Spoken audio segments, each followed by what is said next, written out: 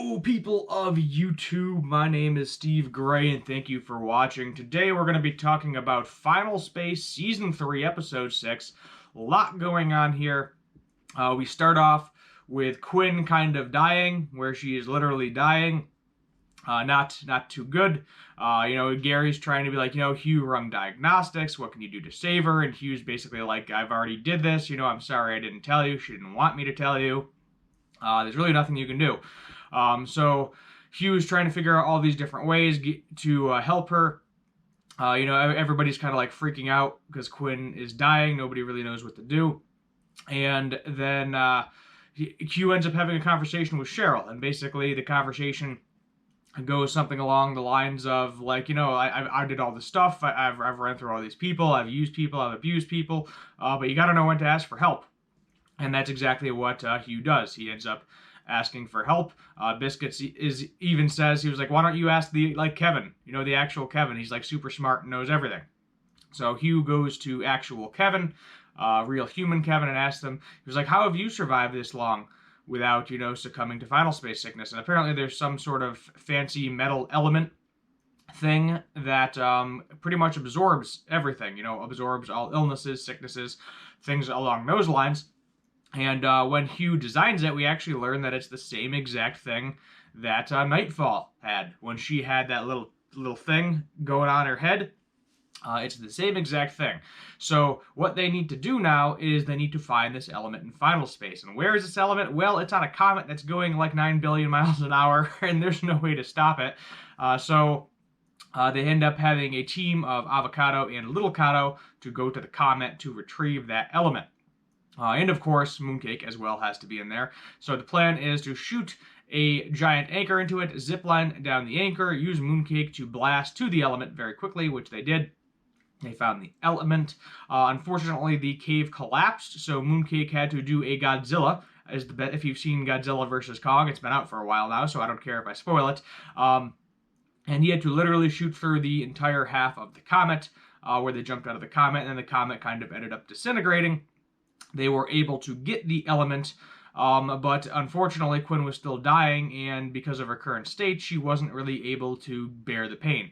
She can't do. Hugh mentioned that he was not able to use any anesthesia, because if he used any of the anesthesia, then it could interfere with the chip, and then she would end up dying anyway, so she just kind of had to feel the pain. So she was in immense pain, but apparently there was a way for Hugh to transfer a lot of that pain to Gary, so that way she could, get the chip installed, that she could live for the foreseeable future. So he transfers the pain to Gary, and Gary's just in a massive amount of pain. He was like, oh, that's not so bad. Then it's like, oh, he's on the floor, literally has like a heart attack. Avocado has to resuscitate him at one point in time, and he's bleeding out of his eyes, his nose, his ears, pretty much every place there's a hole, he's bleeding out of. I'm sorry, I couldn't do that with a straight face. And then, basically, end of the episode, the chip does get installed, Gary's fine, and Quinn is alive and good to go for the foreseeable future. The other half of the episode is all about Ash and Invictus. So Ash is traveling to see Invictus's true form, which is kind of like, I guess the best way to describe it, because we don't know if Invictus is like a Titan or something yet. It's kind of like a giant eyeball. It's like a giant floating eyeball in space. I'll throw up an image of Invictus, and they kind of have a conversation, basically like, you got your powers from me, I gave you all of your powers, you're going to have a choice, either come with me or go with Gary. And then, Ash is like, you killed my brother, give me back my brother, things along those lines. Invictus says, no, I'm not killing your brother, I'm just holding him here, helping him until the foreseeable future. And if you go with Gary, just let it be known that Fox will die. So basically, I think that means that Invictus will kill Fox if she decides to go with Gary. I don't think it's going to actually be Gary's fault, because we got to see basically like a vision of Fox dead on the ground with Gary standing triumphantly above him. The only thing I could think of that would lead to Gary actually killing Fox would be if Invictus releases Fox, similar to how Invictus released Avocado before and took over Avocado and went and started attacking Gary and attacking the crew. I think that it would be the same exact scenario. It would take over Gary, take over Fox rather, attack Gary and the crew, and then Gary would ultimately be the one that kills Fox, and Ash would kind of just be there because she would not be able to defeat her brother or fight her brother, which makes sense. I wouldn't want to fight a sibling either. Not especially if you love them, which she does clearly.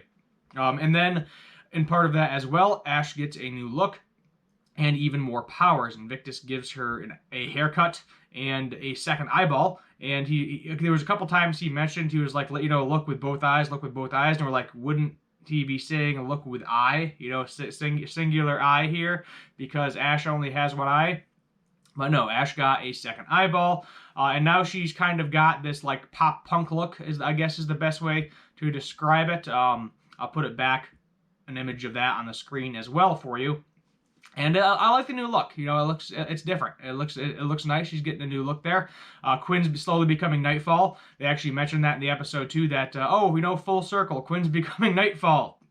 Everything's working out as planned, which I thought was really interesting. How that whole situation planned out, which means that there's a possibility Gary's going to die again, because we know Quinn always becomes Nightfall and Gary always dies. So we'll see if Gary actually survives this instance. But who knows? So Quinn is hopefully going to become more of Nightfall and turn into a badass for the foreseeable future. I'm sure she'll get a lot stronger, get a lot more funky gadgets, things along those lines. Because everybody that's in Final Space, well, eventually they're going to have to get an implant too. If they don't get out of there fairly quick. Because, as we see, the only people that live are the people that have the element that absorbs everything. And we ain't getting any more of that. They literally destroyed the comet that it was on. It's extremely rare, a little bit of it left.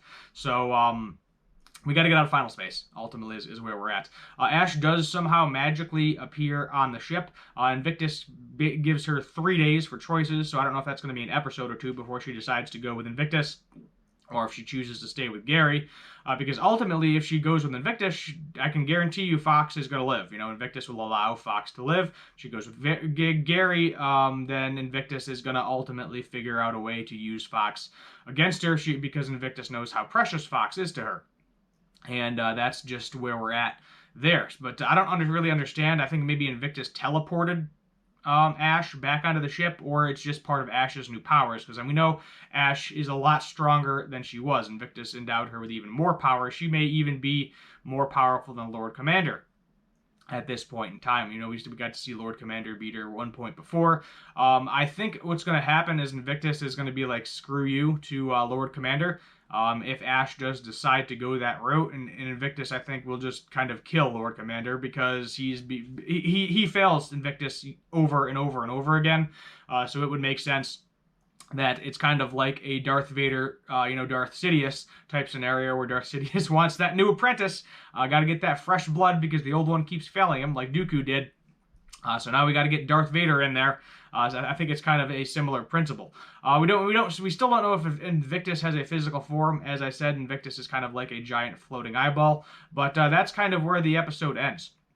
I didn't watch the Insider Look yet, so I can't give you information on that. I know that the Adult Swim always does the Insider Look thing at the end of the episode. They probably have a lot of similar points that I did as well. I think what's probably going to happen next episode is hopefully maybe get out of Final Space, possibly meet up with Tribor again, because we got to get Tribor back too. I forgot to mention Tribor and Quattro in the episode. They had a little part in the episode, not as big, where they were fighting all of the giant praying mantis people. Apparently there was another species like Tribor that mentioned a prophecy with Tribor that he would liberate everybody and get everybody out of there. So they went to this place, like a spirit world type scenario, where they talked to the deserving and non-deserving. Tribor had to give up his scarf. Quattro was like, no, don't give up your scarf. Did it anyway. He got to see his other species, and he said, one of you is like the chosen one.